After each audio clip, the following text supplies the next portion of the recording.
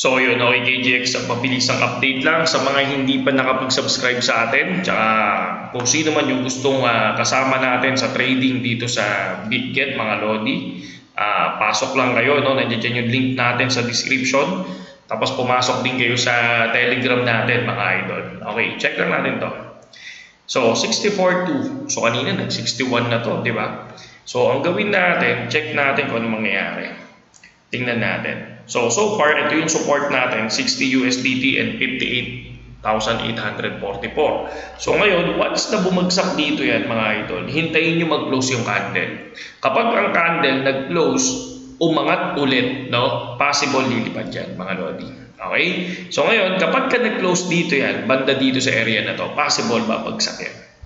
Okay, yun yung nakikita natin, ha? Yun yung nakikita natin. So tingnan ngayon natin, mga idol, yung chart nung last bull market. Okay. So ngayon, punta tayo sa weekly time frame. Yan. So weekly time frame, ito tayo ngayon, no? Ito yung first week ng March, ito yung second week, ito yung third week. Okay, going to fourth week na tayo. So ito naman ngayon, yung mismong candle ng 2021 March. So ito yung first week, ito yung second week, ito yung third week. Kung mapapansin nyo, ang haba ng binagsak. Okay? And then umangat. Tapos biglang nag-fourth week, biglang lumipad. Biglang nag-April first week, lumipad. Second week ng April, lumagapak. Tapos bumawi ulit ng second week ng April, third week ng April, and fourth week, lumipad na naman.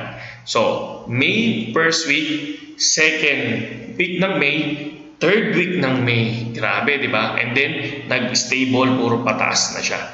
Okay? Tapos bumagsak na naman. So ngayon, ito yung tinitingnan natin dyan. Itong third week ng April, bumagsak. Tingnan natin yung itsura ng candle natin dito. Ayun din. Bumagsak din. And then, titingnan natin, baka biglang umangat to ng konti. Or, biglang bumagsak pa ng tuluyan. Kasi, possible. Kasi ano pa lang ngayon? Di ba? So, Webes pa lang. May Friday, Saturday, Sunday pa. Pagdating ng Monday, possible, baka biglang lumipad, no? So, inaasahan natin itong 60 USDT na to, either Friday night, Saturday, or Sunday. Ready lang tayo, mga idol. Okay? No, kapag yan, hindi na bumalik dyan, at least hindi tayo nasunog.